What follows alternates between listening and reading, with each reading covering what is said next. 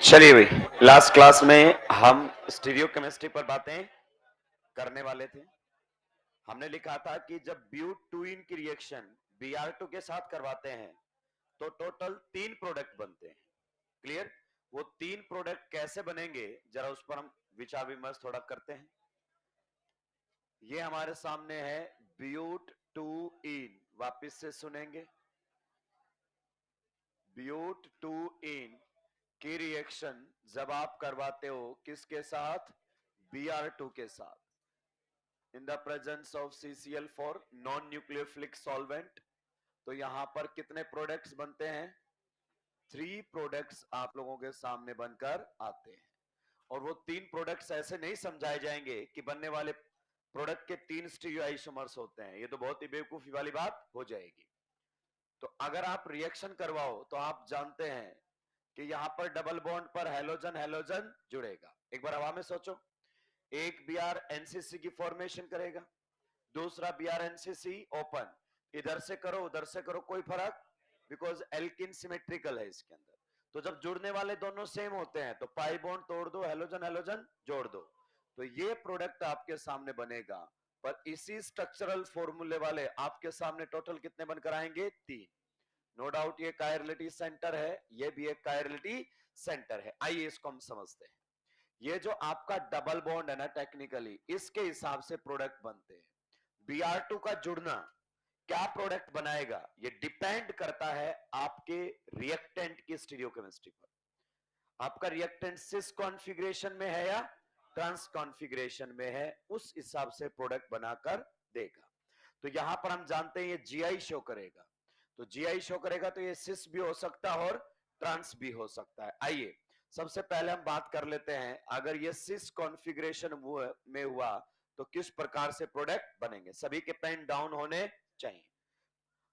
यहां पर मान लेते हैं आपका जो CH3 है वो वेज पर है और हाइड्रोजन डैश पर है। पहले बताओ, आपको ये तकलीफ तो नहीं है ना कि डबल बॉन्ड के ऊपर वेज डैश कैसे दिखा रहा हूं? इस प्रकार से मॉलिक्यूल है तो ये वेज और ये डैश, सिंपल सी बात है। यहां पर भी अगर अपन बात करना चाहें तो CH3 किस पर है? वेज पर, और हाइड्रोजन किस पर है? डैश पर। तो आप देख सकते हैं डबल बॉन्ड पर सेम एटम और सेम ग्रुप सेम साइड है। तो ये आपके सामने रहने वाला है सिस ब्यूट टू इन। पक्का? जी हाँ, सिस ब्यूट टू इन। इसकी रिएक्शन हम किसके साथ करवाने वाले हैं? Br2 के साथ। तो हम जानते हैं Br2 का एडिशन किस प्रकार से होगा। इसके पास इलेक्ट्रोफिलिक सेंटर पर क्या होते हैं? Lone pair. एल्किन के कांटेक्ट में आने के बाद देयर विल बी पोलराइजेशन, हाँ या ना? जी हाँ। एल्किन अपने पाई इलेक्ट्रॉन्स को शेयर करने के लिए तैयार है। ये अपने पाई इलेक्ट्रॉन इसको शेयर करेगा, इसको इलेक्ट्रॉन मिलते ये बॉन्ड तोड़कर यहां से निकलेगा। लेकिन आप जानते हैं इधर केटायन बनने लगेगा। अब देखो इनमें दोनों साइड कहीं भी सोच सकते हो, क्योंकि दोनों साइड लगे हुए ग्रुप क्या है? सेम। तो यहां पर अगर केटायन बनने लगेगा तो ये वापस अपना क्या दे देगा? लॉन पेयर, और रिएक्शन आपकी आगे बढ़ जाएगी। अगर रिएक्शन आपकी आगे बढ़ गई है तो यहां पर फॉर्मेशन हो जाएगी साइक्लिक ब्रोमोनियम आयन की। बताइए वैज के ऊपर कौन है? CH3। बताइए यहां पर भी वैज के ऊपर कौन रहेगा? CH3। डैश के ऊपर कौन है? हाइड्रोजन। यहां पर भी डैश के ऊपर कौन रहेगा? हाइड्रोजन। और आपका ब्रोमीन बीच में आकर यहां पर जुड़ जाएगा। किसकी फॉर्मेशन हो गई है? फॉर्मेशन हो गई यहां पर cyclic bromonium ion, cyclic bromonium ion. और ये जो साइक्लिक ब्रोमोनियम आयन बना है ये आपका एक अकायरल मॉलिक्यूल है। कैसा है? अकायरल मॉलिक्यूल है। अगर आप गौर से देखोगे so it contains plane of symmetry. देखो 3 की रिंग को 2 बराबर हिस्सों में कट किया जा सकता है। So it contains plane of symmetry. साथ में अगर अपन बात करना चाहें तो कौन जनरेट हुआ है? Br minus. पक्का? चलिए अब रिएक्शन आपके आगे बढ़ेगी। Br माइनस भी यहां पर जनरेट होगा। Br माइनस जब रिएक्शन करेगा तो किस तरीके से रिएक्शन कर सकता है? आप मुझे बताओ कि मैं कौन से वाले कार्बन पर अटैक करके 3 मेंबर रिंग को ओपन करूं। आप जानते हैं इन दोनों में से किसी एक पर अटैक होगा। कौन से वाले पर अटैक करके मैं रिंग को ओपन करूं? सबसे पहले मुझे बता दीजिए। देखो इधर भी लगे हुए ग्रुप, उधर भी लगे हुए ग्रुप, दोनों साइड से रिंग ओपनिंग की प्रोबेबिलिटी 50-50। क्या बात सही है? दूसरी बात, जब भी एनसीसी में न्यूक्लियोफाइल रिंग ओपनिंग करेगा दोस्त, तो बैक साइड अटैक से करेगा। कहां से? Back side. अब मैं आपको थोड़ा सा आइडिया देता हूं। जब भी मान लीजिए अगर आपके पास कोई बॉन्ड तोड़ना, आपको कार्बन और हेलोजन बॉन्ड आप तोड़ रहे हैं, क्लियर? कार्बन और हेलोजन में कौन सा बॉन्ड है? Sigma, clear? तो अगर आपको सिग्मा बॉन्ड तोड़ना है ना, तो इनके सिग्मा स्टार में इलेक्ट्रॉन सप्लाई किए जाते हैं। जिस भी बॉन्ड को आप तोड़ना चाहते हैं उसके एंटी बॉन्डिंग में अटैक होता है, बॉन्ड ऑटोमेटिकली टूट जाएगा। आप बताओ कार्बन हेलोजन का बॉन्ड ऑर्डर कितना है? यहां पर 1। कार्बन हेलोजन का बॉन्ड ऑर्डर कितना है? 1। तो बॉन्ड ऑर्डर 1 है, एमओटी से सोचो, तो बॉन्डिंग में कितने इलेक्ट्रॉन होंगे? 2। और एंटी बॉन्डिंग क्या होगी? खाली। तभी तो bonding minus anti bonding divided by 2 is equal to 1। तो सिग्मा स्टार इसका वैकेंट पड़ा हुआ है। तो अगर आपको कार्बन हेलोजन बॉन्ड तोड़ना है तो न्यूक्लियोफाइल कहां पर अटैक करेगा? इसके सिग्मा स्टार पर। सिग्मा स्टार पर यहां पर अटैक करता है न्यूक्लियोफाइल, तब जाकर आपका बॉन्ड ब्रेक होगा। ये ओरिएंटेशन बता रहा हूं क्योंकि टकराना ही काफी नहीं है, प्रॉपर ओरिएंटेशन से टकराना पड़ेगा। जो भी बॉन्ड आपको तोड़ना है उसके एंटी बॉन्डिंग में अटैक करता है कौन? न्यूक्लियोफाइल। अब आप जानते हैं सिग्मा और सिग्मा स्टार कितने पर होते हैं? 180 पर। अगर मुझे ये कार्बन हेलोजन बॉन्ड तोड़ना है, कौन से वाला? ये वाला कार्बन हेलोजन बॉन्ड तोड़ना है, तो ये तो कार्बन और हेलोजन का क्या है? बॉन्डिंग। तो इसकी एंटी बॉन्डिंग इसके बैक साइड में तो होगा। इसका मतलब न्यूक्लियोफाइल को कहां से अटैक करना चाहिए? Back side. तो पहली प्रोबेबिलिटी ये है, अगर यहां पर किया अटैक तो ये करेगा अटैक और बॉन्ड टूटेगा खटैक। यानी कि आप सीधा ध्यान रख सकते हैं एनसीसी बैक साइड अटैक से ओपन होता है। तो ये करेगा अटैक, बॉन्ड टूटेगा खटैक। अब सोचो अगर ब्रोमीन का ये वाला बॉन्ड टूट गया तो ब्रोमीन कौन से वाले कार्बन पर जुड़ेगा? इस कार्बन पर। और ये वाला ब्रोमीन इस कार्बन पर। पक्का? चलिए, तो रिएक्शन आपके सामने कुछ इस प्रकार से हो जाएगी, जरा ध्यान से सुनते रहिए। यहां पर कौन आने वाला है? सॉलिड लाइन के ऊपर bromine. 1 minute sir, solid line पर क्यों? क्योंकि वेज डैश तो ऑलरेडी है, तो सॉलिड तो बची है, क्लियर? तो यहां पर आपका ब्रोमीन आ जाएगा। इसका बॉन्ड टूटने पर यह ब्रोमीन कहां पर जाएगा? इधर। बताओ दोनों ब्रोमीन्स के बीच में डाईहेड्रल एंगल कितने का है?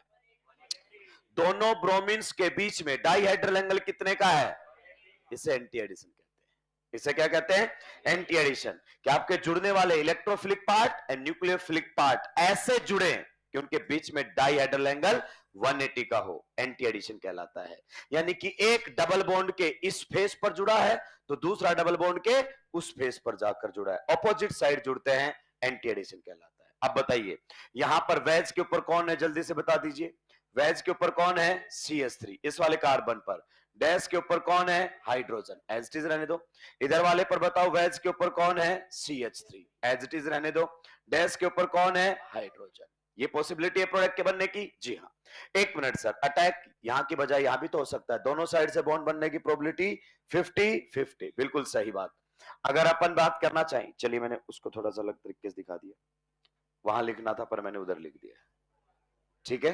तो अपन इधर वाले की अगर अपन बात करें, इस बीआर ने कहां पर अटैक किया है? यहां पर।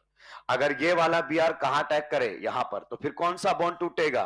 ये वाला बॉन्ड टूटेगा।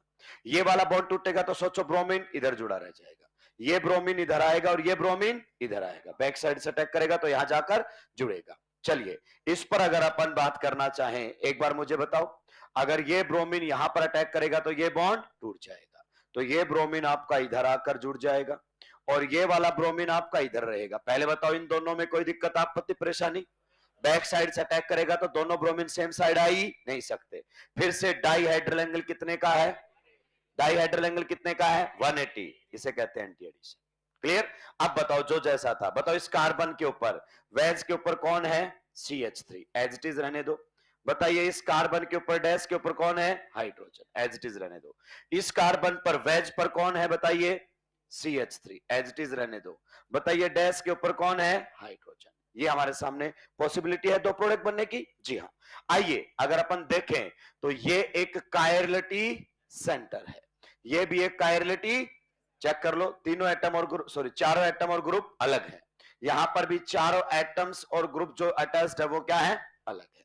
एक कायरलिटी सेंटर होता ना तो हम कंफर्म कह देते मॉलिक्यूल कायरल, ऑप्टिकली एक्टिव। पर कायरलिटी सेंटर एक से ज्यादा, तो चेक करो मॉलिक्यूल कॉन्स्टिट्यूशनली सिमेट्रिकल है या अनसिमेट्रिकल? सिमेट्रिकल। आप नंबरिंग यहां से भी सोच सकते हैं और नंबरिंग, अगर कॉन्स्टिट्यूशनली सिमेट्रिकल है then we have to check COS and POS। एक बात करें, सेंटर ऑफ सिमेट्री तो हो ही नहीं सकता। कैसे नहीं हो सकता? यहां भी CH3 वेज पर और यहां भी CH3, ये लो सेंटर ऑफ सिमेट्री इसके अंदर नहीं है। चेक कीजिए क्या इसमें प्लेन ऑफ सिमेट्री है? अगर मैं ऐसे कट करूंगा तो बताओ ब्रोमीन के अपोजिट ब्रोमीन ही, तो इसमें प्लेन ऑफ सिमेट्री भी नहीं है, मतलब ना ही तो इसमें COS और ना ही इसमें, तो मॉलिक्यूल कैसा है? और मैं समझा नहीं, कायरल मॉलिक्यूल की मिरर इमेज, कायरल मॉलिक्यूल की मिरर इमेज उसका एनेंशियोमर, चेक कर सकते हो मिरर इमेज एक दूसरे की। तो यहां पर ये एक नहीं, कैसे प्रोडक्ट बनेंगे? दो, और दोनों बने हुए प्रोडक्ट्स के बीच में रिलेशनशिप किसका रहेगा? एनेंशियोमर्स। किसका रहेगा? Enantiomers. Enantiomers are same compound और different? Different. So in this reaction two products will be formed। यानी कि जब आपके सिस ब्यूटुइन रिएक्शन करता है किसके साथ? Br2 के साथ, तो आपके सामने रेसिमिक मिक्सचर बनता है। इसको आप कैसे याद करते हैं? तिगड़मबाजी से। कार। कैसे याद करते हैं? Car. C for cis, A for anti addition. बताइए कैसा एडिशन हुआ है Br2 का? एंटी। तो क्या बनेगा? Racemic mixture. मैंने इन सब तिगड़मबाजी का बात भी बताया है और ये थोड़ी देर बाद फेल भी हो जाएगा। जुगाड़ हम भी बात करेंगे लेकिन कहीं पर भी फेल नहीं होगा। तो बताइए इस रिएक्शन में बने हुए प्रोडक्ट एक दूसरे के क्या है? Enantiomers. The resultant solution, the resultant solution will be optically active और इनएक्टिव। जब ये दोनों आपस में रिएक्ट करके प्रोडक्ट बना देंगे तो प्रोडक्ट में यही दोनों रहेंगे। तो resultant solution will be optically active और inactive. Resultant solution will be optically active और इनएक्टिव। इनएक्टिव क्या बनेगा? Racemic mixture. आइसोमेरिज्म साफ। Racemic mixture is optically inactive क्योंकि enantiomers equal but opposite direction में लाइट को रोटेट करते हैं। Optically inactive due to external compensation. तो यहां जो रिजल्टेंट सॉल्यूशन बनेगा वो इनएक्टिव रहेगा और एक्सटर्नल कंपनसेशन की वजह से। यानी कि सिस वाले ने रिएक्शन किया तो दो प्रोडक्ट बनेंगे। क्या सर ये मुझे दोनों प्रोडक्ट बनाने हैं इस तरीके से? नहीं, मैं जुगाड़ भी बताऊंगा लेकिन मैं समझा रहा हूं। आइए, इस वाले जुगाड़ पर नहीं चलना है भाई, दो ही कोड़ी का कोई मतलब नहीं। अगर मान लीजिए रिएक्शन सिस की बजाय किसने किया होता? ट्रांस ने, तो रटने की कोई जरूरत नहीं है। ये लीजिए, बस आंखें खुली रखेंगे। यहां पर हमारे सामने कौन है? हाइड्रोजन। यहां पर कौन है? CH3। क्लियर? यहां पर अगर अपन बात करना चाहें कौन है? CH3। यहां पर कौन है? हाइड्रोजन। मुझे बता दो कॉन्फ़िगरेशन सिस है या ट्रांस है? देखो hydrogen hydrogen opposite, methyl methyl opposite side. तो ये हमारे सामने क्या रहेगा? Trans but 2E। क्या इस बात से आप एग्री करते हो? जी हां। रिएक्शन किसके साथ करवा रहे हैं हम? Br2 के साथ। तो हम जानते हैं Br2 का एडिशन कैसा होगा? एंटी।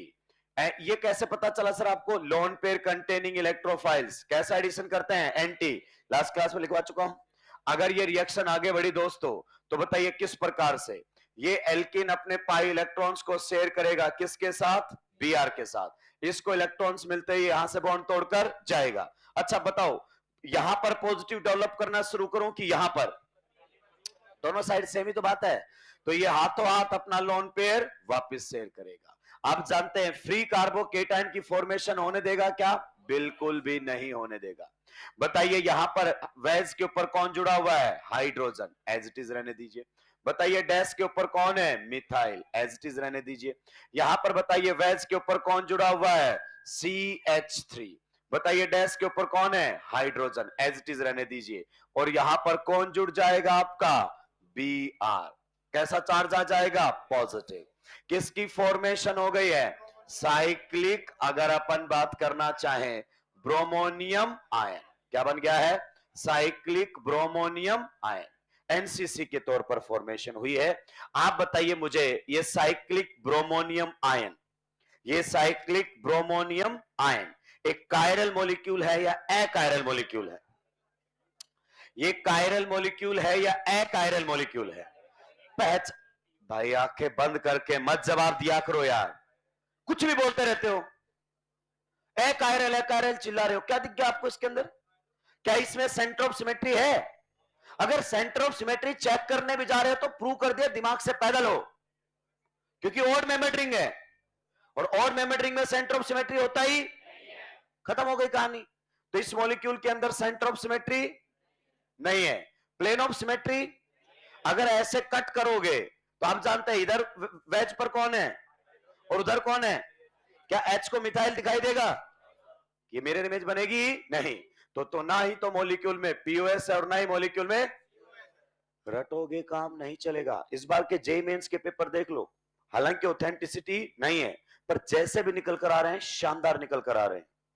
फिर से फॉर्मल्डिहाइड और क्लोरल हाइड्रेट का इक्विलिब्रियम पूछा उसने, आप जाके चेक कर लेना। लास्ट ईयर के मास्टर प्रो 2.0 में बोला था कि इक्विलिब्रियम पूछेगा और लोग इंट्रामोलिकुलर हाइड्रोजन बॉन्डिंग चिल्लाते, नाम ही नहीं लिया इंट्रामोलिकुलर का। बोला था जितना ज्यादा अनस्टेबल होगा इक्विलिब्रियम उतना फॉरवर्ड डायरेक्शन में। 100% मैच खाते हुए क्वेश्चंस आ रहे हैं और जिस दिन ऑथेंटिसिटी हो जाएगी उस दिन मैं प्रूफ भी शेयर करूंगा कौन सी बुक से उठाया एग्जामिनर ने। अपना जो SN1 वाला क्वेश्चन है जिसमें बैक बॉन्डिंग वाला है वो देख लो, अपने एल्काइल हैलाइड की एक्सरसाइज का आखिरी क्वेश्चन है जिसमें पूछा हुआ है सब्जेक्टिव के अंदर कि एक्सप्लेन करो ये SN1 देता है, और वो बहुत पहले डल चुका है मेरा क्वेश्चन बैंक। जेईई मेंस तो अब हुआ है, तो 100% मैच कर रहे हैं क्वेश्चंस जो भी उठाएगा। पर ये भी देख ले कोई पीवाईक्यू नहीं है, बस एक चीज रटवा देते थे, एल्डिहाइड कीटोन में कौन स्टेबल हाइड्रेट बनाएगा, 4 ऑप्शन टिक लगा के। इक्विलिब्रियम की बात ही नहीं पूछा उसने क्योंकि वो पीवाईक्यू था, ये नया क्वेश्चन आया है। अब अगली बार इसको के इक्विलिब्रियम में दे देंगे, वरना एनएआर में इधर एल्डिहाइड जोड़ जोड़ के प्रोडक्ट बना देते हैं एनएआर का। बच्चे को पता ही नहीं रिवर्सिबल इरिवर्सिबल के इक्विलिब्रियम क्या होता है, तो ध्यान से पढ़ लो, अगर उसी एग्जामिनर के पास पेपर चला गया साफ कर देगा पीवाईक्यू के चक्कर में रहोगे तो यहां पर ये मॉलिक्यूल कैसा है? कायरल है भाई, आंखें खोल के जवाब देते ही नहीं हो, कायरल। अब अगर अपन बात करना चाहें आगे रिएक्शन होगी, बताइए अगर मैं रिंग ओपनिंग करूं भाई लोगों तो कहां से करूं? अगर मुझे रिंग ओपनिंग करनी भी पड़ जाए तो मैं रिंग ओपनिंग कहां से करूं? दोनों साइड में से कहां पर अटैक करवाऊं? सर इधर और उधर दोनों साइड के टाइम क्या बन रहा है? तो रिंग के दोनों साइड से ओपन होने की प्रोबेबिलिटी 50। एग्रीड है इस बात से? मान लीजिए अगर अपन बात करना चाहें, इसने किया यहां पर अटैक तो ये बॉन्ड टूटेगा, खट है पक्का? जी हाँ। तो बताओ एक बार मुझे बीआर की पोजीशन, अगर ये वाला ब्रोमीन इधर जाकर जुड़ेगा यहां बिल्कुल इसके अपोजिट साइड, क्योंकि एंटी बॉन्डिंग है, तो ये कहां चला जाएगा? इधर वाले कार्बन पर। बताओ दोनों बीआर फिर से कहां पर गए हैं? फिर से कहां पर गए हैं? 180, दिस कॉल्ड एंटी एडिशन। पक्का? चलिए बाकी जो था वैसे बताओ। बताओ वेज के ऊपर कौन था? यहां वाले पर हाइड्रोजन। बताइए डैश के ऊपर कौन है? मिथाइल। इधर वाले पर बताओ वेज के ऊपर कौन था? मिथाइल। और डैश के ऊपर कौन था? हाइड्रोजन। एज इट इज रहने दो, कुछ छेड़ने की जरूरत नहीं है। अगर मान लीजिए सर अटैक यहां नहीं होकर अगर अटैक यहां हुआ होता, क्लियर, तो मैं अलग कलर से दिखा देता हूं सो दैट आपको पता रहे कौन सा किधर बॉन्ड तोड़ना है। अगर ये अटैक हुआ होता तो ये बॉन्ड इधर टूट जाता, क्लियर, तो ये ब्रोमीन इस पर जुड़ती और वो ब्रोमीन उधर वाले पर चला जाता। फिर से बताइए किस प्रकार का आपको यहां पर माहौल देखने को मिलता? यहां पर कौन जुड़ा हुआ दिखाई देता? बीआर। तो ये वाला बीआर कहां चला जाता? यहां पर। क्या ये पॉइंट सही है? बताइए। इस पर वेज के ऊपर कौन है? जल्दी से बताइए। वेज के ऊपर कौन है? हाइड्रोजन। डैश के ऊपर कौन है? मिथाइल। इधर वाले पर बताओ वेज के ऊपर कौन है? मिथाइल। और डैश के ऊपर कौन है? हाइड्रोजन। पक्का? जी हाँ। यही है कि नहीं है? बिल्कुल सही। बने हुए प्रोडक्ट में 2 कायरलिटी सेंटर बने हैं, चेक कीजिए। एक कायरलिटी सेंटर ये है और एक कायरलिटी सेंटर, क्या मैं सही कह रहा हूं? 2 कायरलिटी सेंटर जनरेट हुए हैं। अगर 2 कायरलिटी सेंटर जनरेट हुए हैं तो चेक करना पड़ेगा मॉलिक्यूल कॉन्स्टिट्यूशनली सिमेट्रिकल है। नंबरिंग देखो, अगर मैं नंबरिंग करूं तो यहां से भी हो सकती है 1 2 3 4 1 2 3 4, अगर आरएस को इग्नोर कर दूं तो, क्लियर, तो दोनों साइड से मैं नंबरिंग सोच सकता हूं, मतलब मुझे पीओएस सीओएस चेक कर लेने चाहिए। मैं बोल रहा हूं इसमें प्लेन ऑफ सिमेट्री नहीं है, क्यों? अगर मैं ऐसे कट करूंगा तो Br के पीछे Br है ही, तो प्लेन ऑफ सिमेट्री तो नहीं है। CS के बारे में क्या ख्याल आता है? ये देखो Br के अपोजिट Br, यहां H वेज पर तो यहां H, यहां CS3 डैश पर तो यहां CS3। Yes, it contain centre of chirality centre रखते हुए मॉलिक्यूल कैसा है? अकायरल। पक्का? कायरलिटी सेंटर रखते हुए अकायरल मॉलिक्यूल को मीजो कहते हैं दोस्त। क्या कहते हैं? मीजो। और मैं आपको कैसे बताऊं, देखो दोनों बने हुए प्रोडक्ट एक दूसरे की मिरर इमेज है। Br के नीचे Br, H के नीचे H, CS3 के नीचे CS3। तो एक अकायरल मॉलिक्यूल की मिरर इमेज बताओ, एक अकायरल मॉलिक्यूल की मिरर इमेज उसका होमोमर होता है, हाँ या ना? अकायरल मॉलिक्यूल यानी कि मीजो और उसके मिरर इमेज आपस में होमोमर होते हैं। तो ये दो अलग अलग कंपाउंड हैं कि एक ही कंपाउंड है? एक। तो देखो दोस्त, जब ट्रांस वाला रिएक्शन कर रहा है तो एक प्रोडक्ट बन रहा है, और जो सिस वाला रिएक्शन कर रहा है तो दो प्रोडक्ट बन रहे हैं। इसी को तुम तिग्रमबाजी से पढ़ते हो, क्या? टैम। क्या पढ़ते हो? टैम। ट्रांस पर एंटी एडिशन मीजो। दो कोड़ी की ट्रिक अगले क्वेश्चन में फैल जाएगा रायते की तरह। तो ट्रिक हम भी लगाएंगे, पर इस पर जाने की जरूरत नहीं है। मैंने आपको ओरिजिनलिटी बताई है कि किस प्रकार से प्रोडक्ट बनते हैं। दोनों Br आप देख सकते हो अपोजिट साइड। लेकिन सर क्या पेपर में क्वेश्चन आ भी जाता है तो क्या हमें इस तरीके से करना चाहिए? नहीं, जुगाड़ पर चलेंगे, सीधे आंसर आएंगे हमारे पास। पर मैं आपको समझाना चाहता था कि जो लोग ये बोल देते हैं ना कि इसमें दो कायरलिटी सेंटर इसलिए इसके 3 आइसोमर बनेंगे, तो 3 फिर यही बन जाती है, इसमें भी तो 2 कायरलिटी सेंटर बन रहे थे। तो ये तो तिगड़मबाजी, आंसर याद है, बिढ़ा रहे हैं बस। नोट डाउन करेंगे, आगे बढ़ूंगा।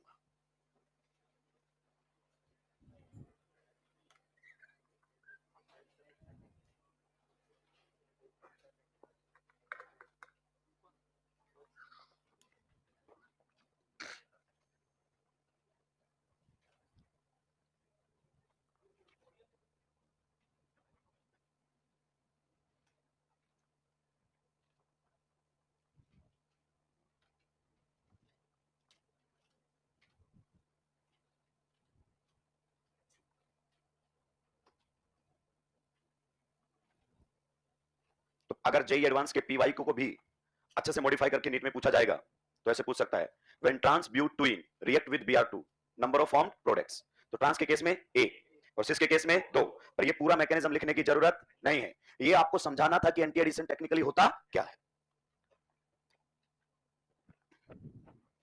अपने जितने भी क्वेश्चंस बैंक हैं, अगर आपने ऑनेस्टली सोल्व किया, मैं कह रहा हूं क्वेश्चन नहीं रुकेगा। और आप क्वेश्चन बैंक जब देखोगे ना, पर्टिकुलरली एल्डिहाइड कीटोन का भी पड़ा हुआ है, उसमें जो क्वेश्चन है वैसे बहुत सारे, वो एक नहीं है कि इक्विलिब्रियम, बहुत सारों को कंपेयर करवाया मैंने।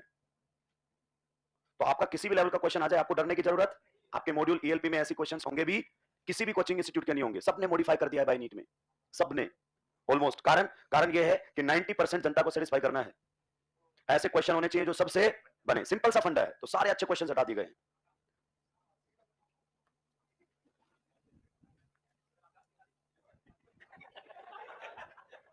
मैं ये नहीं कह रहा हूं, हाँ उनमें करेक्शन है, पर सबसे कम करेक्शन है।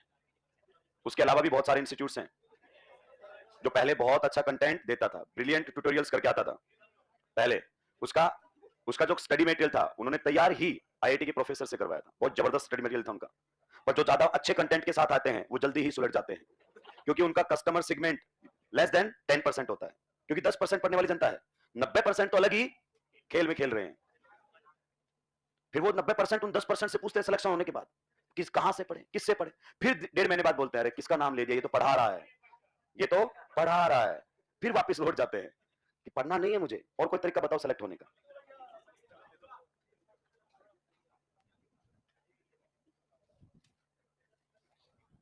एनसीसी में बैक साइड अटैक होता है, मैंने आपको थोड़ा हिंट भी दिया है, एंटी बॉन्डिंग में अटैक करना पड़ता है। तो सिग्मा और सिग्मा स्टार बैक साइड होते हैं एक दूसरे के। अगर आपको सिग्मा स्टार नहीं चमकता है कोई दिक्कत नहीं है, सिंपल याद रखो, NCC opens by the back side attack of nucleophile. Back side attack करता है। सुलटा दिए हैं क्या? तो ये आपको पूरा याद नहीं करना है, स्टेप बाय स्टेप। मैंने तो आपको समझाया है, क्वेश्चन के आंसर हम भी देंगे और विद इन मिनट आ जाएगा, मिनट भी क्या 30 सेकंड में। लेकिन जब ये समझ लेते हैं एक बार तो बेटर क्लियरिटी आ जाती है। एंटी एडिशन का थोड़ा मतलब समझ में आया कि अच्छा दोनों जुड़ने वाले डबल बॉन्ड के ऑपोजिट साइड जुड़ते हैं, और वास्तव में ही ये सिस ट्रांस केवल नाम के नहीं है, आप जानते हैं इसका इंपॉर्टेंट रोल है। तो बहुत सारे लोग तो स्टीरियो आइसोमर का आईयूपैक नेम भी सेम बोलते थे कोविड में, कि stereo isomers have same IUPAC name, उनको चमकता है नहीं, सिस ट्रांस अलग कंपाउंड होते हैं। अगर प्रोडक्ट अलग अलग बना रहे हैं तो डेफिनेटली कंपाउंड भी क्या है, अलग अलग। यानी कि देखो स्पेस में बदलने से मामला बदल गया है। दोनों का रेट भी अलग अलग आता है, सिस अलग रेट पर रिएक्शन करता है और ट्रांस अलग रेट पर रिएक्शन करेगा। सुलटा दिया है, चलिए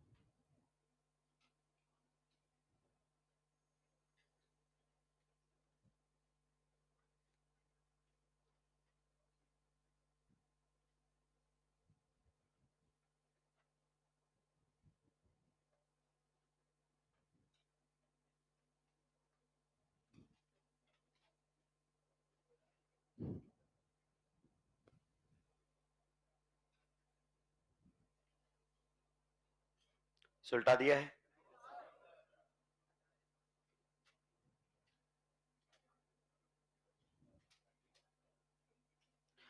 ईएलपी के सॉल्यूशंस हमने पहले बनाए हुए थे, तो मैंने ऑलरेडी टेलीग्राम ग्रुप पर शेयर कर दिया है।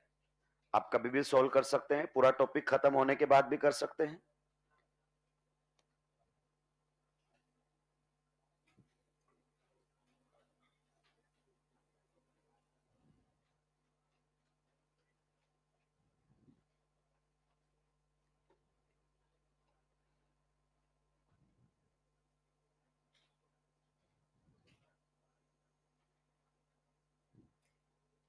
सुलटा दिया है क्या? चलिए, every molecule has a mirror image, but every molecule don't have non superimposable mirror image. बताइए, इसकी मिरर इमेज सुपर इंपोजेबल या नॉन सुपर इंपोजेबल? सुपर इंपोजेबल। कैसी बातें कर रहे हो?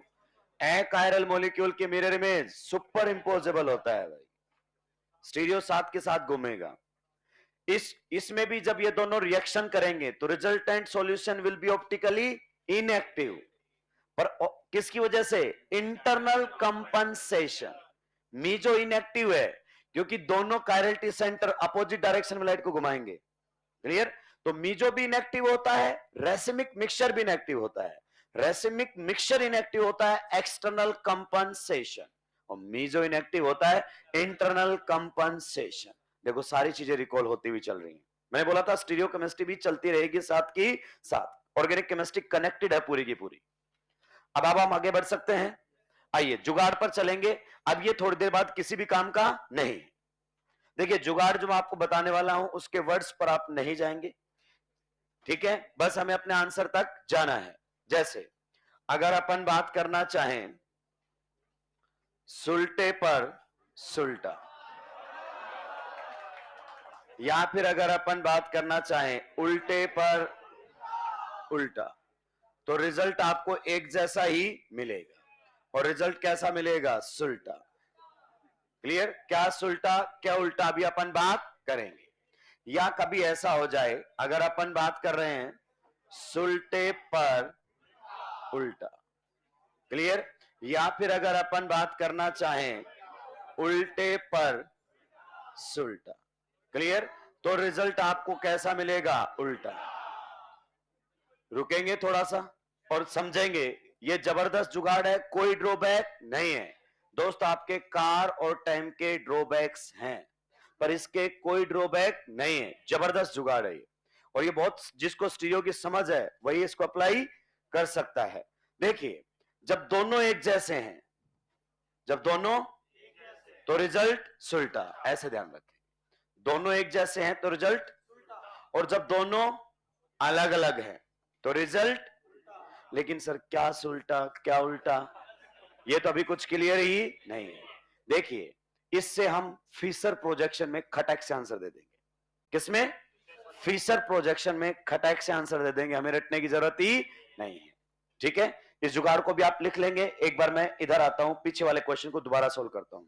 मैं वेज और डैश में आंसर नहीं करना चाहता। वेज और डैश में आंसर, मुझे जरूरी थोड़ी है कि मैं स्टीरियो को वेज डैश से ही समझाऊं। मैं तो फिशर से भी समझा सकता हूं, न्यूमैन से भी समझा सकता हूं, और सोहर्स। तो हम फिशर में डायरेक्ट आंसर ला सकते हैं इस जुगाड़ से। जैसे यहां पर जो आपकी एल्कीन है रिएक्शन कर रहा है, बताइए कौन से कॉन्फ़िगरेशन में है? सिस कॉन्फ़िगरेशन में। सभी लोग ध्यान से सुनेंगे भाई ना। यहां पर ये कार्बन नंबर कौन सा है? 1। आई पैक नंबरिंग कर रहा हूं दोस्त। ये कार्बन नंबर 2, ये कार्बन नंबर 3, ये कार्बन नंबर 4। इसकी रिएक्शन मैं किसके साथ करवा रहा हूं? Br2 के साथ, in the presence of CCl4, non nucleophilic solvent. अब बताइए, यहां पर इस डबल बॉन्ड पर जो कॉन्फ़िगरेशन है वो कैसा है? सिस को हम क्या बोलते हैं? सुल्टा। क्योंकि आप देखो, दोनों HH सुल्टी साइड है, या दोनों मिथाइल मिथाइल सुल्टी साइड है, तो सिस को क्या बोला? सुल्टा। Br2 का एडिशन कैसा होगा? एंटी। एक मिनट सर, मुझे कैसे पता चलेगा Br2 एंटी एडिशन होगा? तो भाई लोन पेयर कंटेनिंग है, पहले बता दिया ना। तो लोन पेयर कंटेनिंग वालों का एडिशन एंटी, तो इसका जो एडिशन होगा वो एंटी। एंटी का मतलब उल्टा। अब देखो, अगर अपन बात करना चाहें, एक सुल्टा एक उल्टा, रिजल्ट कैसा आएगा? उल्टा। एक सुल्टा एक उल्टा, रिजल्ट कैसा आएगा? उल्टा। पक्का? चलिए, अब हम वेज डैश में आंसर नहीं देंगे, हम किस में देंगे? सीधा फिशर में।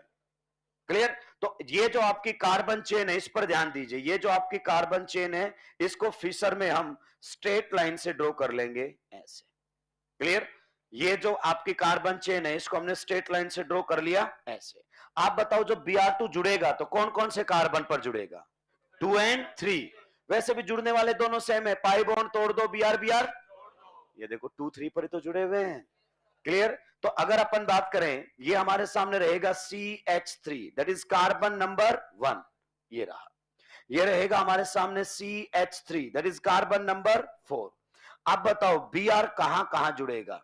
Br आपका 2 जगह पर जुड़ेगा, 2 नंबर पर, 3 नंबर पर। प्लस इसमें भी अगर अपन बात करें, CH3 यहां पर रहेगा, CH3 Br आपका 2 जगह जुड़ेगा, एक तो कार्बन नंबर 2 पर और एक कार्बन नंबर 3 पर। क्या आप इस बात से एग्री करते हैं? 100%। अब सुनो, सुल्टे पर उल्टा तो रिजल्ट उल्टा। उल्टे का मतलब सुनो, उल्टे का मतलब है कि दोनों Br, उल्टे का मतलब है दोनों वर्टिकल लाइन के ऑपोजिट साइड लगा दो।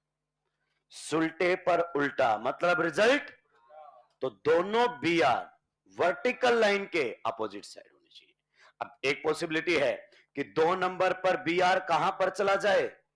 राइट साइड में, वर्टिकल लाइन के। तो 3 नंबर पर कहां पर आ जाए? लेफ्ट साइड पर। बताओ, 3 और 2, 3 पर हाइड्रोजन भी है क्या? तो बची हुई पोजीशंस को कौन ऑक्यूपाई कर लेंगे? हाइड्रोजन। एक मिनट सर, ऐसी पॉसिबिलिटी भी तो हो सकती है कि यहां पर Br किधर आ जाए? लेफ्ट में, तो फिर ये कहां चला जाएगा? फिर आप हाइड्रोजन्स लगा दीजिए। ये 2 पॉसिबिलिटी आपके सामने हो सकती हैं। आप बताइए, क्या ये एक कायरलिटी सेंटर है? जी हां। क्या ये भी एक कायरलिटी सेंटर है? जी हां। बताइए, ये मॉलिक्यूल कायरल या अकायरल? अच्छा, इसमें COS तो साफ दिख रहा है, COS तो साफ दिख रहा है। फिशर में सेंटर ऑफ सिमेट्री होता ही, चेक ही नहीं करना चाहिए। और प्लेन ऑफ सिमेट्री की बात मत करना, ऐसे कट करोगे, ऊपर Br नीचे, तो ये मॉलिक्यूल कैसा है बताओ? कायरल। पक्का? और गौर से देखो, ये तो बने हुए दोनों प्रोडक्ट्स एक दूसरे की कायरल मॉलिक्यूल की मिरर इमेज उसका इनेंशियोमर होता है। तो कायरल मॉलिक्यूल की मिरर इमेज होता है उसका क्या, enantiomers. Enantiomers are same compound और डिफरेंट, डिफरेंट। तो ये दो अलग अलग कंपाउंड बने हैं। तो इस रिएक्शन के टोटल कितने प्रोडक्ट बनेंगे, दो। बने हुए प्रोडक्ट्स के बीच में relationship enantiomer. The resultant solution will be optically active और inactive. The resultant solution will be optically active or inactive. Racemic mixture inactive due to external compensation. क्या ये पॉइंट क्लियर हो गया? आइए अगले क्वेश्चन की तरफ चलते हैं। मान लीजिए अगर हमारे पास ये वाला क्वेश्चन होता, कौन से वाला क्वेश्चन होता, ये वाला। अब ध्यान से सुनना, इस जुगाड़ में ना बहुत सारे बच्चों को डाउट आ जाते हैं कई बार, लेकिन क्लियर वही कर पाएगा जिसको पता है कि जुगाड़ आया कहां से है। ध्यान से सुनना, इस बार रिएक्शन करने वाला दोस्त कौन है, ट्रांस। ध्यान से सुनते रहेंगे, क्लियर। यहां पर भी हाइड्रोजन है, यहां पर भी हाइड्रोजन है। This is carbon number 1, this is carbon number 2, this is carbon number 3, this is carbon number 4. So it is having which configuration, trans. Trans में बताओ दोनों हाइड्रोजन उल्टी साइड, तो ट्रांस को हम अपनी भाषा में क्या बोलेंगे, उल्टा। क्लियर। अगर मैं इसकी रिएक्शन किसके साथ करवा रहा हूं, Br2 के साथ, in the presence of non-nucleophilic solvent. Can you tell me Br2 का एडिशन कैसा होगा, एंटी। नहीं, तुम्हें कैसे पता चला एंटी होगा, लॉन पेयर कंटेनिंग इलेक्ट्रोफाइल है सर। और एंटी को हम क्या बोलते हैं, उल्टा। पक्का। अब देखो, उल्टे पर उल्टा सुल्टा। क्लियर। तो जो आपकी ये कार्बन चेन है, प्रिंसिपल कार्बन चेन है रिएक्टेंट में, उसको किससे रिप्रेजेंट कर देना है, वर्टिकल लाइन। दो पॉसिबिलिटी के साथ चलेंगे, अपने आप क्लियर हो जाएगा। वर्टिकल लाइन बना दी, जी हां। ये कार्बन नंबर 1, ये कार्बन नंबर 2, ये कार्बन नंबर 3 और ये कार्बन नंबर क्या रहेगा, 4। सिमिलरली यहां पर ये कार्बन नंबर 1, ये कार्बन नंबर 2, ये कार्बन नंबर 3 और ये क्या रहेगा, कार्बन नंबर 4। आप बताइए Br कहां जुड़ेंगे, जब यहां रिएक्शन होगा तो डबल बॉन्ड पर Br का एडिशन Br2 का होगा। एक Br इधर और एक Br वही तो, देखो 2 3 पर तो जुड़ता है। अरे यहां पर रिंग बन जाएगी, किधर से भी खोल लो कोई फर्क पड़ने वाला। जब इलेक्ट्रोफिलिक और न्यूक्लियोफिलिक पार्ट सेम हो तो कहीं भी जोड़ दो कोई फर्क नहीं पड़ेगा। तो यहां पर दोनों Br 2 और 3 पर जुड़ेंगे। अब वापिस से सुनो, उल्टे पर उल्टा, उल्टे पर उल्टा, सुल्टे का मतलब फिशर में वर्टिकल लाइन के दोनों Br सेम साइड आने चाहिए। तो यहां पर अगर 2 नंबर पर Br राइट में आया है तो 3 नंबर पर भी सही बात है कि नहीं है। तो फिर ऐसा भी हो सकता है ना सर, 2 नंबर पर लेफ्ट में, तो फिर 3 नंबर पर भी लेफ्ट में। आइए बताइए, क्या ये कायरलिटी सेंटर है? क्या ये कायरलिटी सेंटर है? Molecule constitutionally symmetrical, you will find there will be a plane of symmetry. POS आ गया क्या मॉलिक्यूल के अंदर, जी हां। पीओएस आ गया तो मॉलिक्यूल क्या है, अकायरल। दोनों बने हुए प्रोडक्ट एक दूसरे की मिरर इमेज, और अकायरल मॉलिक्यूल की मिरर इमेज उसका क्या होता है, क्या होता है, होमोमर। तो इन दोनों के बीच में रिलेशनशिप क्या है, होमोमर्स। ये दो अलग अलग प्रोडक्ट है कि सेम, सेम प्रोडक्ट हमारे सामने। लेकिन जब बच्चा डायरेक्ट जुगाड़ पड़ता है ना तो कंफ्यूज होता है कि सर आपने बोला था Br2 का एंटी एडिशन, पर ये दोनों Br तो सेम। आंखें खोल और देखो, दोनों का है अपोजिट साइड, लेकिन ये क्या है, Fischer. Fischer always represents eclipsed conformation. और यहां पर आपका बताओ कौन सा कन्फर्मेशन है, स्टैगर्ड। ए भाई ऐसी बातें मत कर, क्या मैंने तुझे वेज और डैश में स्टैगर्ड और एक्लिप्स देखना सिखाया है? दोनों solid line same side eclipse, और दोनों सॉलिड लाइन अपोजिट साइड तो स्टैगर्ड। तो ये कौन सी कन्फर्मेशन है, स्टैगर्ड। जब आपको स्टैगर्ड को एक्लिप्स में बदला होगा तो दोनों Br सेम साइड चले गए होंगे। क्लियर। तो इसलिए दोनों Br सेम साइड दिखाई दे रहे हैं फिशर के अंदर, क्योंकि फिशर हमेशा ही एक्लिप्स्ड को बताता है। तो बच्चा यहां कंफ्यूज हो जाता है। इधर तो कोई दिक्कत नहीं है, इधर तो उसको अपोजिट जड़ते दिखाई दे रहे हैं, ओके है, पर यहां उसको क्या दिखाई दे रहे, दोनों सेम साइड। फिर कंफ्यूज की एंटी कैसे हुआ, जुड़ तो सेम साइड रहे। तो आपके ओरिजिनल मॉलिक्यूल में तो अपोजिट साइड ही जुड़े थे, लेकिन जब आपने इसको फिशर में कन्वर्ट किया तो सेम साइड आ गए, because Fischer always represents eclipsed conformation. तो अगर हमसे नंबर ऑफ प्रोडक्ट पूछता है तो हमें यहां जाने की जरूरत ही हम सीधा इसी जुगाड़ से आंसर दे देंगे। यानी कि Br2 के एडिशन से प्रोडक्ट क्या बनेगा वो आपकी रिएक्टेंट की स्टीरियोकेमिस्ट्री पर डिपेंड।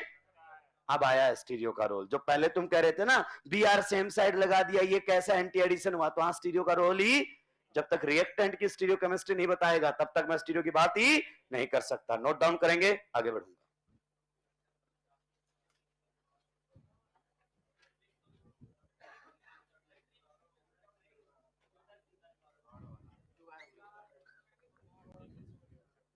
पहले बना लो, उससे क्या फर्क पड़ता है।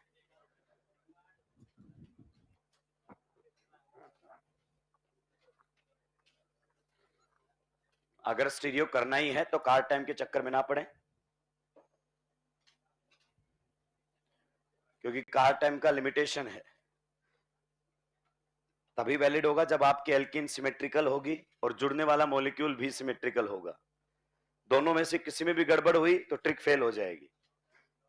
तो वो ट्रिक केवल आए हुए क्वेश्चन को सॉल्व करने के लिए बनी है।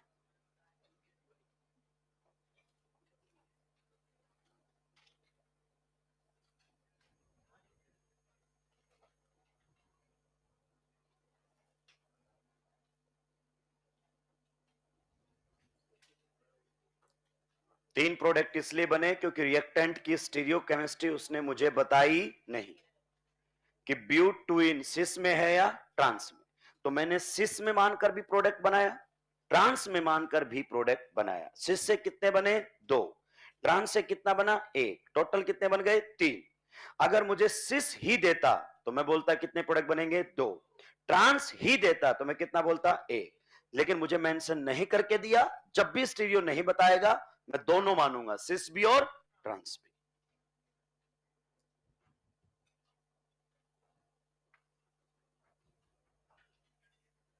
जल्दी जल्दी सुलटा देंगे भाई लोगों।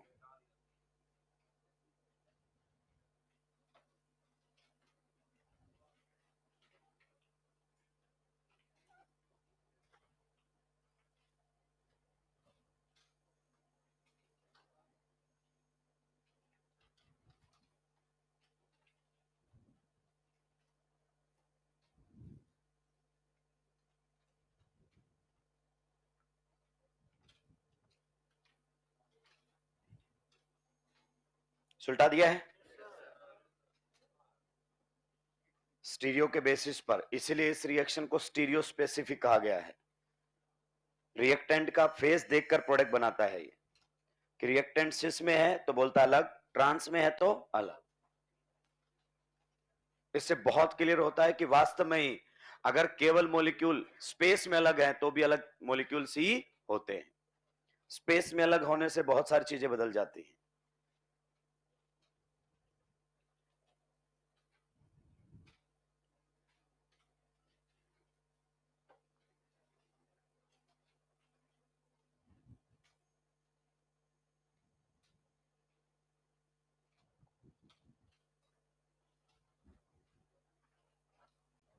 मैंने जीओसी के कुछ क्वेश्चंस का आंसर भी आपको दे दिया है। बाकी बचे हुए भी 1 से 2 दिन में आपके पास आंसर आ जाएंगे। तो फिर आपके पास जीओसी का क्वेश्चन बैंक जो है वो पूरा सॉल्व हो जाएगा।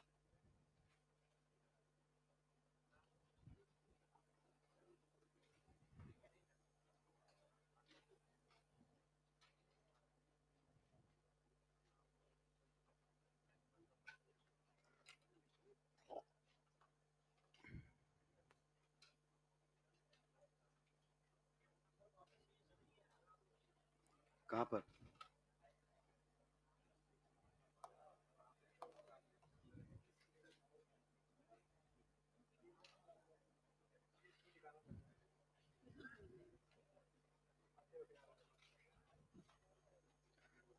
सुलटा दिया है। चलिए,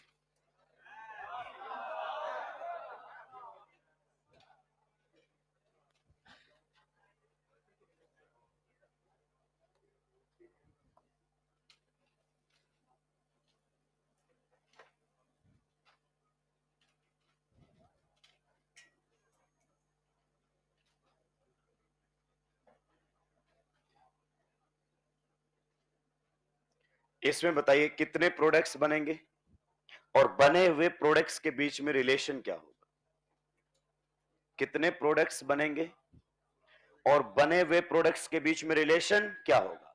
वेज डैश से नहीं जाना है, सीधा फिशर से। भाई मैं कह रहा हूं पेन चलाओ, हवा में बातें मत करो, कार टाइम का जुगाड़ मत लगाओ, पैक होके अगले साल वापस आ जाओगे। अगर कार टाइम से मुझे जुगाड़ से काम चलाना होता तो इतना टाइम वेस्ट क्यों करता मैंने अपनी ट्रिक भी सीधी नहीं बताई, पहले स्टीरियो प्रॉपर समझाया है कि स्टीरियो की समझ है अपने को।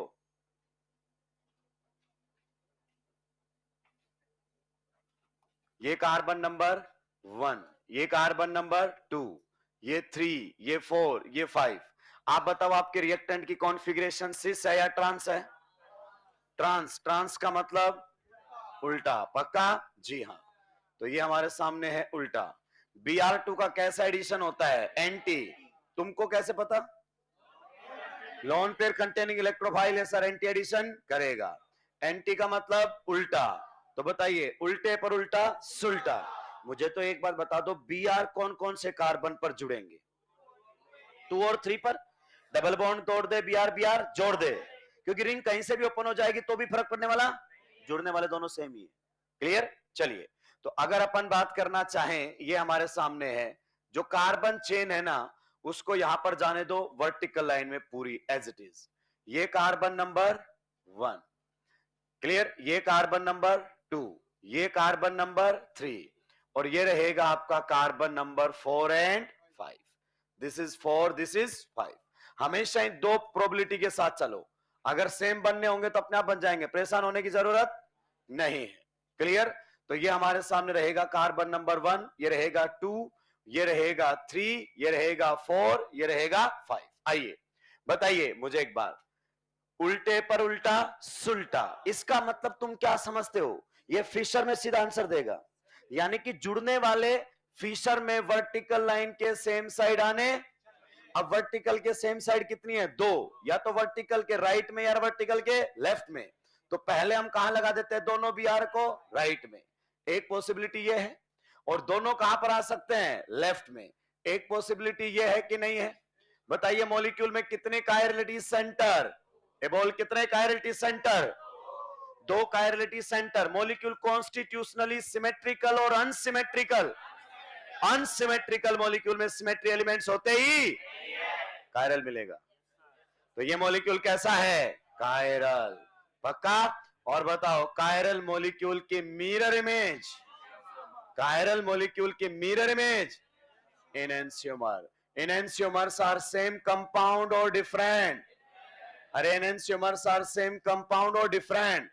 So how many products will be formed in this reaction? 2. The relation between the products, enantiomer.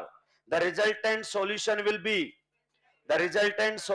be, solution optically active या inactive? Due to internal compensation or external? External। सारी स्टोरी रिवाइज हो गई है। क्लियर? आइए आपके जुगाड़ पर बात करते हैं दोस्त एक बार। टैम क्या था? टैम। ट्रांस पर एंटी क्या बनेगा? मीजो। कद्दू नहीं बना। तो इसलिए मैं बोल रहा था ना कि कुछ बस 2-4 क्वेश्चन के लिए आते हैं, हवाबाजी में और सुलट के भी चले जाते हैं। आगे बढ़ सकता हूं? चलिए नेक्स्ट और लास्ट क्वेश्चन। भाई यही क्वेश्चन बार बार पूछा जाता है। साइक्लोहेक्सीन की रिएक्शन करवाई जा रही है किसके साथ? Br2 के साथ CCl4 में, नॉन न्यूक्लियोफिलिक सॉल्वेंट में। आपसे पूछ रहा है बताइए कितने प्रोडक्ट बनेंगे? कितने प्रोडक्ट बनेंगे? हालांकि ये डबल बॉन्ड जीआई नहीं कर रहा है, लेकिन साइक्लोहेक्सीन आप जानते हैं बाय डिफॉल्ट, अगर रिंग की साइज, ध्यान से सुनो, रिंग की साइज 8 से छोटी है तो रिंग हमेशा ही किस में होती? केवल सिस में।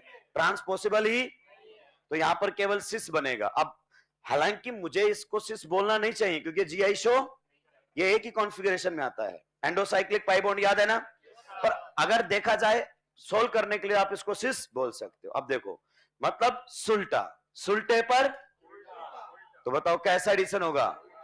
सुलटे पर उल्टा, उल्टा, दोनों बी आर अपोजिट साइड जाने चाहिए। पक्का? जी हां। अगर मैं बी आर को वैज डैश में जोड़ना चाहूं, किस में जोड़ना चाहूं, तो अगर एक बी आर कहां पर जुड़ेगा, वेज पर, तो बताओ दूसरा बी आर, क्या मैं सही कह रहा हूं? अरे एंटी एडिशन यही तो होगा। फिर से आंखें खोलो, सुलटे पर उल्टा, ये सिस, ये एंटी एडिशन, सुलटे पर उल्टा, उल्टा, तो एक बी आर वेज पर तो दूसरा डैश पर। लेकिन दोस्त ऐसा भी तो हो सकता है कि ये वाला कहां चला जाए, डैश पर, और ये कहां पर आ जाए, वेज पर। हाँ या ना? ये दो पॉसिबिलिटी है। Can you tell me the relation between the products? Homomers जो बोल रहा ना उसकी गर्दन तोड़ दूंगा मैं। सेम क्वेश्चन स्टीरियो आइसोमेरिज्म में करवाया है। स्टीरियो का मतलब आंखों का धोखा। पहले आपको कानों सुनी पर विश्वास नहीं होता था, अब आपको आंखों देखी पर भी नहीं होगा। ये स्टीरियो है साहब। दोनों में आरएस फाइंड आउट कर लेना, दोनों एक दूसरे के एनेंशियोमर्स, एक दूसरे के क्या है, एनेंशियोमर्स। तो how many products will be formed, two, and the relation between the formed products, enantiomers. Resultant solution optically active या inactive? अरे एक्टिव या इनएक्टिव? ड्यू टू इंटरनल और एक्सटर्नल? क्या ऐसा कोई प्रोडक्ट बनेगा जिसमें दोनों बी आर वेज वेज पर आ जाएं, या दोनों बी आर डैश डैश पर आ जाएं? कोई ऐसा प्रोडक्ट बन सकता है क्या? नहीं। ऐसा प्रोडक्ट का मतलब सिन एडिशन हो गया। सिन का मतलब सेम साइड, सिन एडिशन नहीं होता। बी आर टू का तो एंटी एडिशन होता है। तो ऐसा कोई प्रोडक्ट इस रिएक्शन में नहीं बनेगा। ध्यान से सुन लेना, कई बार इस तरीके से भी गेम खेल सकता है कि ये इस रिएक्शन का प्रोडक्ट है या नहीं है। तो देखो, एक बी आर यहां लगा दिया और एक बी आर यहां लगा दिया, बिल्कुल सही है। ये ट्रांस में ही तो है। देखो, ये बी आर डाउन और ये बी आर अप, एक वेज पर एक डैश पर, कॉन्फ़िगरेशन ट्रांस। तो एक डाउन एक अप, ट्रांस। ये प्रोडक्ट, ये और ये एक ही बात है। क्या इस रिएक्शन में कोई ऐसा प्रोडक्ट बनेगा जिसमें दोनों बी आर सेम साइड आ जाएं? सेम साइड का मतलब दोनों बी आर डाउन डाउन आ जाएं। डाउन डाउन आने का मतलब कौन सा बन रहा है, ये सिस। लेकिन आप जानते हैं ये तो कौन सी कॉन्फ़िगरेशन में है, ट्रांस। और इसकी भी कौन सी कॉन्फ़िगरेशन है, ट्रांस। दोनों ही ट्रांस है, लेकिन दोनों सेम नहीं है। अरे ट्रांस की मिरर इमेज, वो बोला सिस, देखो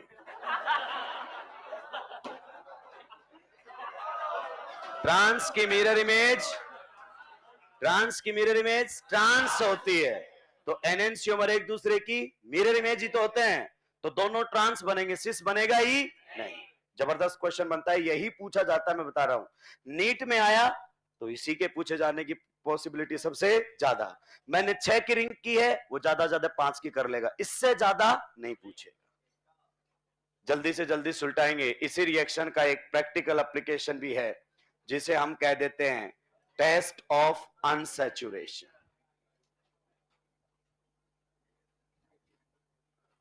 test of unsaturation.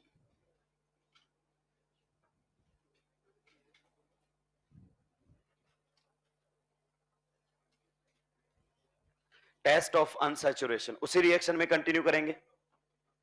Test of unsaturation,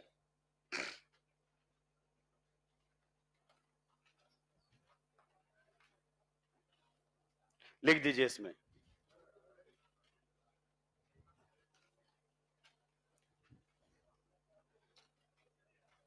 This reaction can be used, this reaction can be used, this reaction can be used for the identification of alkenes and alkynes. This reaction can be used for the identification of alkenes and alkynes. This reaction can be used for the identification of alkenes and alkynes. Clear? यानी कि carbon carbon में अगर multiple bond है ना, तो हम इस reaction की मदद से पहचान लेंगे।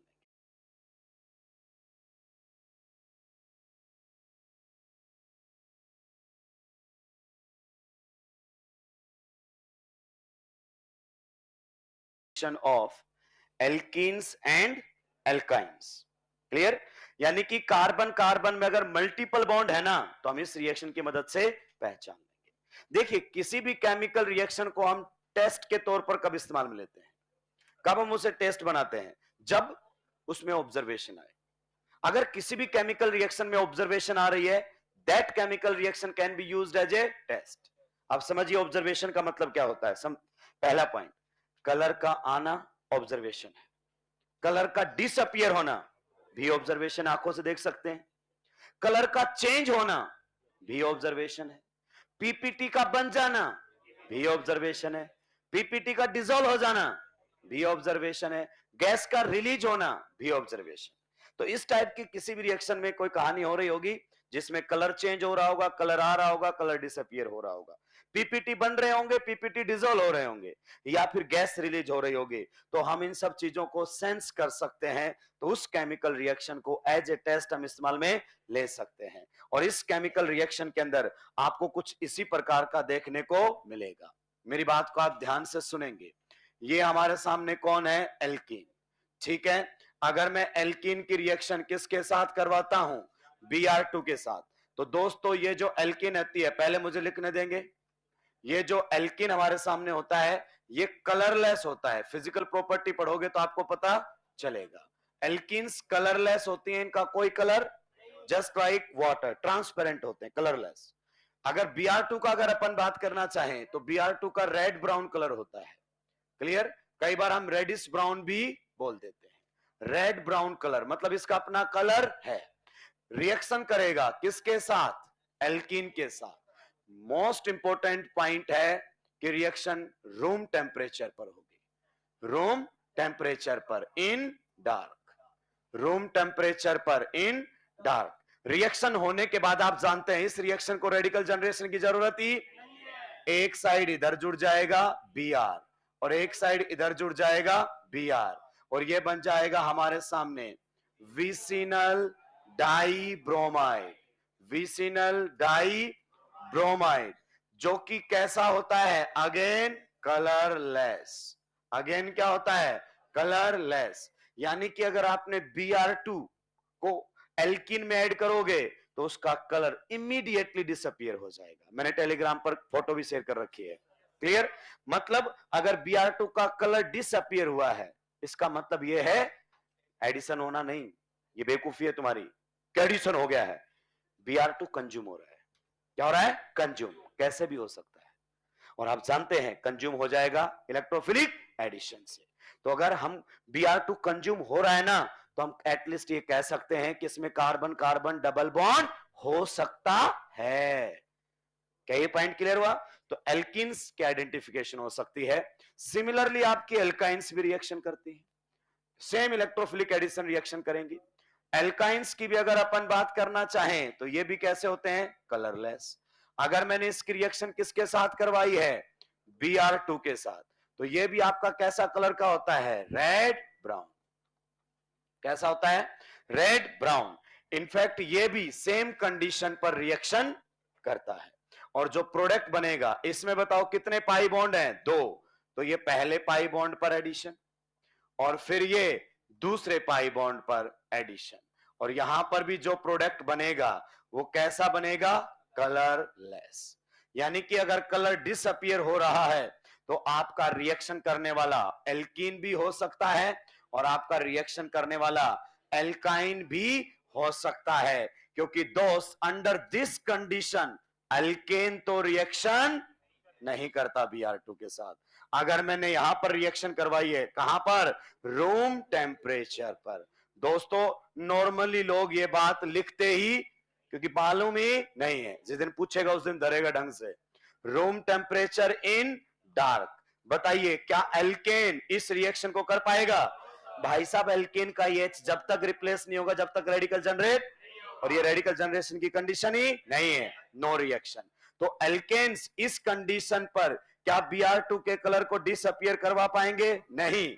लेकिन गलती से आपने हीट Hnu या लाइट डाल दिया तो इसमें भी Br2 कंज्यूम हो जाएगा और कलर गायब कर देगा वो भी, पर इस कंडीशन पर ये गायब नहीं करेगा। ये जबरदस्त पॉइंट है, नोट डाउन करेंगे, आगे बढ़ूंगा। तो एनसीईआरटी चैप्टर एल्काइल हैलाइड में एक शानदार क्वेश्चन दिया हुआ है। एक मॉलिक्यूल है जिसका मॉलिक्यूलर फॉर्मूला है C5H10। कहता है वो Br2 के साथ रिएक्शन कर जाता है इन डार्क रूम टेम्परेचर पर भी और in the presence of sunlight भी। आइडेंटिफाई कीजिए कंपाउंड कौन है। जबरदस्त क्वेश्चन एनसीईआरटी का। लेकिन आप ये बात तभी समझ पाए ना जब आपने पहले क्या पढ़ा हो, एल्केन। चमकेगा ही नहीं वरना। तो एनसीईआरटी की सीक्वेंस बेहतरीन है, बस थोड़े से गैप फिलिंग टॉपिक आपको पहले कवर करने पड़ेंगे, और कौन सा गैप कहां पर जनरेट होगा ये मास्टर ही जानता है। अगर वो ये नहीं जानता है तो फिर रायता ऐसा बीच में फंसेगा, ना उधर का रहेगा ना इधर का रहेगा। 1-2 साल में आप देखना पढ़ाने लगेंगे सब बिल्कुल लाइन टू लाइन एनसीईआरटी, क्योंकि कहीं से लेक्चर मिल जाए बस एक बार, लोगों को कॉपी करने में टाइम लगता ही नहीं है।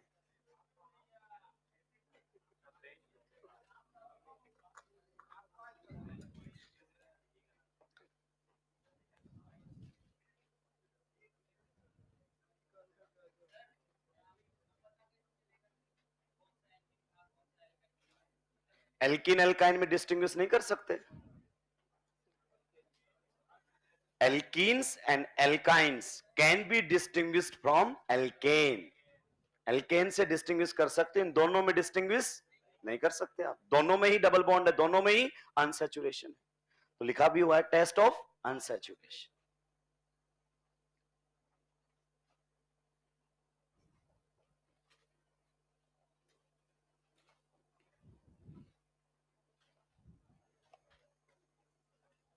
जल्दी जल्दी लिख देंगे मेरे भाइयों।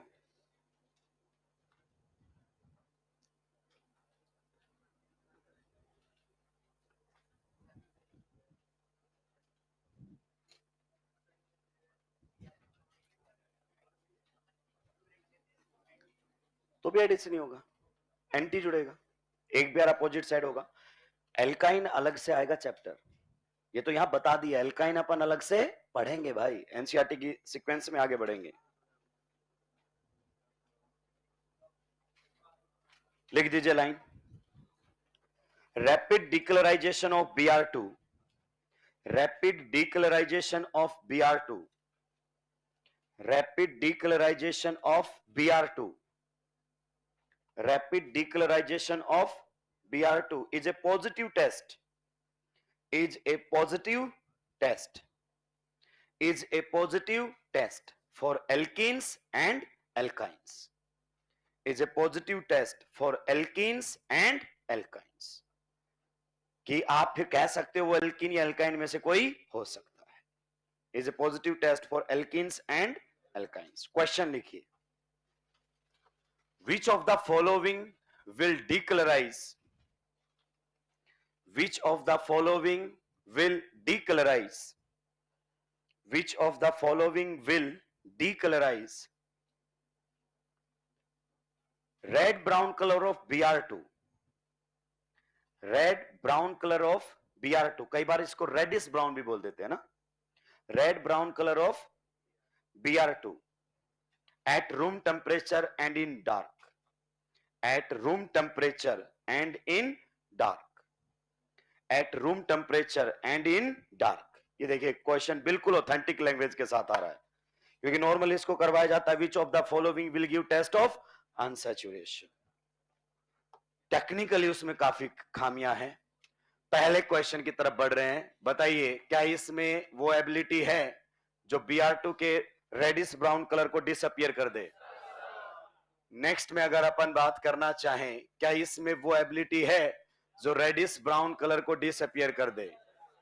नेक्स्ट अगर अपन बात करना चाहें, क्या उसमें ये एबिलिटी है कि रेडिश ब्राउन कलर को डिसअपियर कर दे। क्या इसमें वो एबिलिटी है जो रेडिश ब्राउन कलर को डिसअपियर कर दे at room temperature and in dark. क्योंकि अगर आपने हाई टेम्परेचर या HNu या लाइट दिया तो ये भी रिएक्शन कर जाएगा Br2 के साथ, क्योंकि एल्केन है ये, और एल्केन फ्री रेडिकल सब्स्टिट्यूशन, जब तक रेडिकल का जनरेशन नहीं तब तक रिएक्शन नहीं करता है। ठीक है, नेक्स्ट में अगर अपन बात करना चाहें, ये लो भाई लोगों, बताइए क्या यहां पर आपके सामने बेंजीन है? क्या इसमें पाई बॉन्ड है? पर हम जानते हैं बेंजीन एडिशन रिएक्शन शो नहीं करता है, बेंजीन अपने डबल बॉन्ड पर एडिशन नहीं होने देता है। नंबर 6 की अगर अपन बात करना चाहें,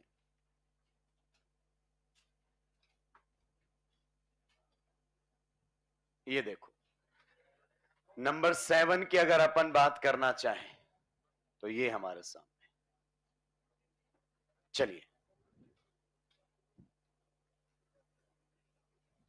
पहले वाले के बारे में बताओ, क्या हमारे क्वेश्चन का आंसर है? Yes it will decolourise. दूसरे वाले का बताओ, यस इट विल डिक्लोराइज। किसकी वजह से? कार्बन कार्बन में मल्टीपल बॉन्ड की वजह से, यस डिक्लोराइज। ये डिक्लोराइज, ये भी डिक्लोराइज नहीं करेगा। चैप्टर बेंजीन में वापस से बताऊंगा, बेंजीन एडिशन रिएक्शन नहीं देता है, बेंजीन एल्कीन की तरह रिएक्ट नहीं करता है। मान लीजिए ये बेंजीन है और आप इसकी Br2 के साथ रिएक्शन करके और ये प्रोडक्ट बनाने की सोच रहे हैं तो ये बिल्कुल गलत है। आपने सोचा है पर ऐसा होता नहीं है, ये रिएक्शन नहीं होती है। तो ये देखो आपका no doubt benzene highly unsaturated compound है क्योंकि इसका डिग्री ऑफ अनसैचुरेशन 4 है, पर फिर भी ये डिक्लोराइज नहीं करता है। नेक्स्ट में अगर अपन बात करें बिंदास, ये कोई एरोमेटिक थोड़ी है जो इसको, ये तो नॉन एरोमेटिक है, तो इसके पाई बॉन्ड तो वैसे भी लोकलाइज्ड की तरह काम करते हैं, इसको कोई दिक्कत नहीं है। कमाल की बात है ये भी टेस्ट ऑफ अनसैचुरेशन देता है, लेकिन सर ये एडिशन कैसे करेगा? इसमें तो पाई बॉन्ड ही नहीं है। आपने चिल्ला चिल्ला के बताया था एडिशन रिएक्शन शो करने के लिए पाई बॉन्ड होना चाहिए।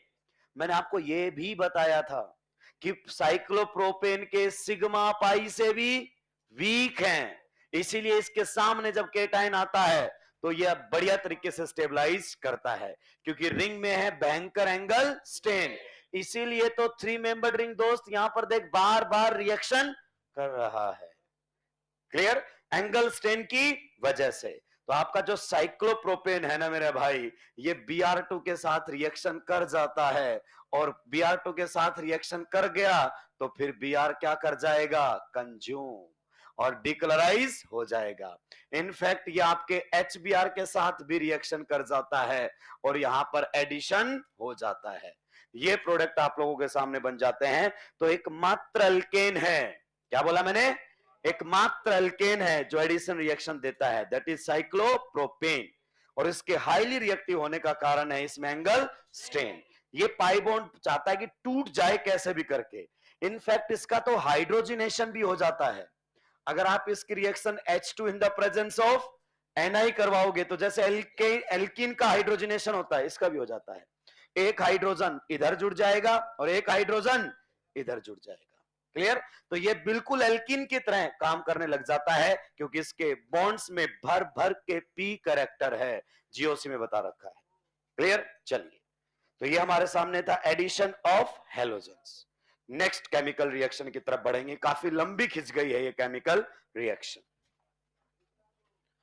क्योंकि हम एनसीईआरटी के हिसाब से चल रहे हैं। अब आप ये मत सोचना सिर्फ वो टेस्ट ऑफ अनसैचुरेशन कहां पढ़ाओगे, अब कोई पीओसी जो बात एनसीईआरटी में जाए वही होगी यहां पर। तो क्लियर? चलिए नेक्स्ट लगाएंगे, वापिस से हेडिंग आएगी हमारी हाइड्रेशन ऑफ एल्कीन्स।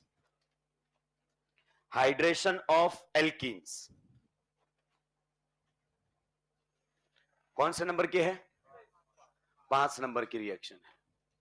लेकिन सर ये तो आप पढ़ा चुके हो ना, हाइड्रेशन ऑफ एल्कीन्स। क्लियर? या फिर आप इसको ये भी कह सकते हो formation of alcohols. Formation of alcohols from alkenes. अगर एल्कीन से आपको एल्कोहल बनाने हैं तो ये उसके तरीके हैं। पहला जो हमने हाइड्रेशन पढ़ा था ना, वो एसिड कैटालाइज्ड हाइड्रेशन पढ़ा था। इस बार हम अलग तरीके से भी हाइड्रेशन करेंगे। दोस्त मैंने तो आपको साफ साफ बोला था क्या कि हाइड्रेशन का मतलब होता है addition of elements of water. अगर किसी केमिकल रिएक्शन में ओवरऑल H और OH जुड़ जाते हैं, क्या बोला? H और OH जुड़ जाते हैं तो उस रिएक्शन को हाइड्रेशन कहते हैं। भले ही वाटर इन्वॉल्व हो या नहीं हो, उससे कद्दू फर्क नहीं पड़ता है। जैसे सभी ध्यान देंगे इस केमिकल रिएक्शन पर, अगर मैं इस रिएक्शन करवाता हूं H2O की in the presence of H+, तो हम इसको बोलते हैं क्या? Acid catalysed hydration. ये हम पढ़ चुके हैं, ये हमारे सामने कहलाता है एसिड कैटालाइज्ड हाइड्रेशन। यानी कि हाइड्रेशन होगा ये, लेकिन in the presence of H+। लेकिन हम दूसरे तरीके से भी करवाएंगे। आप जानते हैं इस रिएक्शन में इलेक्ट्रोफाइल कौन है? H+। H+ ऐसे जुड़ेगा ताकि एक स्टेबल कार्बोकेटाइन की फॉर्मेशन हो सके। फिर बना हुआ कार्बोकेटाइन आपका क्या करेगा? रीअरेंजमेंट, और फाइनल केटाइन यहां बनेगा। फिर वाटर से कौन आकर लग जाएगा? OH। तो यहां पर आपको जुड़ा हुआ मिलेगा कौन? H, और यहां पर कौन जुड़ा हुआ मिलेगा? OH। क्लियर? तो ये हाइड्रेशन हुआ है। This reaction will proceed with rearrangement. आप दूसरे तरीके से भी H और OH जोड़ सकते हो। दूसरा तरीका कौन सा है सर बताइए? जी हां, आप पहले करवाओ oxymercuration, HgOAc whole twice, सारी बातें होंगी। डॉट H2O, सॉल्वेंट के तौर पर हम यहां पर किसका इस्तेमाल कर लेते हैं? THF। दूसरा, उसके बाद आपको रिएक्शन करवानी पड़ेगी NaBH4 dot OH minus. Clear? Product कैसे बनेगा अभी तो डायरेक्ट बताएंगे, क्योंकि ये रिएक्शन तो हमने पढ़ी ही नहीं है। जब आप इस रिएक्शन को पढ़ोगे दोस्तों, तो आप लोगों के सामने प्रोडक्ट कुछ इस प्रकार से बनता हुआ दिखाई देगा। यहां पर जुड़ा हुआ मिलेगा H और यहां पर जुड़ा हुआ मिलेगा OH। इस प्रकार से आपको H और OH यहां पर जुड़े हुए दिखाई देंगे। इस रिएक्शन के प्रोडक्ट को देखकर बताओ, क्या यह रिएक्शन कार्बोकेटाइन फॉर्मेशन के थ्रू गया है या नहीं गया है? गया है या नहीं गया है? नहीं गया। इतना कॉन्फिडेंटली कैसे कह सकते हो भाई? क्योंकि सर साफ दिख रहा है विदाउट रीअरेंजमेंट प्रोडक्ट बन रहा है। ऊपर वाले में रीअरेंजमेंट हो रखा है तो वो गया है, ये विदाउट रीअरेंजमेंट गया है। बिल्कुल सही। अगर मैं इसमें पूछूं, H और OH ओवरऑल जुड़े हैं, लेकिन H कहीं से आता है और OH कहीं और से आता है, दोनों अलग अलग जगह से आए हैं, लेकिन अल्टीमेटली तो ऐसा लगता है जैसे इसमें और उसमें वाटर का ही एडिशन हुआ। और ये एडिशन वाटर का मार्कोनिकॉफ रूल से हुआ या एंटी मार्कोनिक? मार्कोनिक हाइड्रेशन कहते हैं इसको। मार्कोनिकॉफ्स अगर अपन बात करना चाहें हाइड्रेशन, हाइड्रेशन का मतलब addition of elements of water. देखिए मार्कोनिक ने क्या कहा था, थोड़ा सा याद दिलाओ, कि जुड़ने वाले का न्यूक्लियोफिलिक पार्ट वहां जुड़ना चाहिए जहां हाइड्रोजन कम। तो इसी कार्बन पर तो हाइड्रोजन कम है, तो OH यहां आना चाहिए था, वहीं आया है। मार्कोनिक हाइड्रेशन है। हमारे पास हाइड्रेशन करवाने का दोस्त एक तरीका और भी है, जिसमें हम पहले करवाएंगे हाइड्रोबोरेशन, उसके बाद हम करवाएंगे ऑक्सीडेशन। पक्का? जी हां, उसके बाद होगा ऑक्सीडेशन। ये रिएक्शन आपकी यहां पर नहीं दी हुई है, but preparation method of alcohol में दी हुई है। नीट 2024, वो जो सुप्रीम कोर्ट के आदेश पर दोबारा से नीट हुआ था ना कई सेंटर पर, वहां पर इसमें क्वेश्चन था, और एग्जैक्टली वही क्वेश्चन था जिस एग्जाम्पल के थ्रू हम इस मैकेनिज्म को समझाते हैं। जाके चेक कर लेना, अभी तो पढ़ाया भी नहीं है। लास्ट ईयर मास्टर प्रो 2.0 के लेक्चर से जिस मैकेनिज्म के लिए जो एग्जाम्पल लेता हूं ना मैं इसको समझाने के लिए, सेम वही एग्जाम्पल लेके पूछा हुआ है। तो यहां से भी क्वेश्चन बन चुका है। तो एल्कीन चैप्टर में नहीं मिलेगी रिएक्शन। कभी बोलो फालतू पढ़ा रहा है, फालतू पढ़ाऊंगा तो बता के पढ़ाऊंगा, फालतू पढ़ाऊंगा तो स्टीरियो पढ़ाया साफ बताया एमसीईआरटी में नहीं है। जब तक नहीं लिखूं तब तक इसका मतलब कहीं ना कहीं इन्वॉल्व है। तुम्हें मालूम हो ना, उससे कोई फर्क नहीं पड़ता। तो यहां पर भी आपका हाइड्रेशन होता हुआ नजर आता है, लेकिन तीनों में हाइड्रेशन का जो प्रोडक्ट है ना दोस्त, वो अलग अलग आता है। यहां पर अगर अपन बात करें OH जुड़ा हुआ मिलेगा और यहां पर भी H। तो इस रिएक्शन में भी अल्टीमेटली कौन जुड़ते हैं? H और OH। लेकिन ये रिएक्शन भी आपको साफ साफ पता चल रहा है विद रीअरेंजमेंट जा रही है कि विदाउट रीअरेंजमेंट? Without rearrangement. बताइए मार्कोनिक हाइड्रेशन हुआ या एंटी मार्कोनिक? तो यहां पर आपको देखने को मिलेगा anti Markovnikov of hydration. Anti Markovnikov of hydration. Hydration का मतलब addition of elements of water. और सर इसमें तो मुझे कहीं वाटर दिख भी, हालांकि कहीं पर भी वाटर का रोल ही नहीं है, पर अल्टीमेटली H और OH जुड़े। एक बार नीचे वाले को देखो, क्या आपको चमका ये एंटी मार्कोनिक हाइड्रेशन कैसे है? क्योंकि सर उसके हिसाब से OH को वहां जाना चाहिए जहां हाइड्रोजन कम है। डबल बॉन्ड के इस कार्बन पर हाइड्रोजन, लेकिन वो तो वहां गया हुआ है। बस हम ऐसे चेक करेंगे कि मार्कोनिक ऑफ रूल फॉलो हो रहा है या नहीं हो रहा। लेकिन कभी भी उसके हिसाब से प्रोडक्ट नहीं बना है।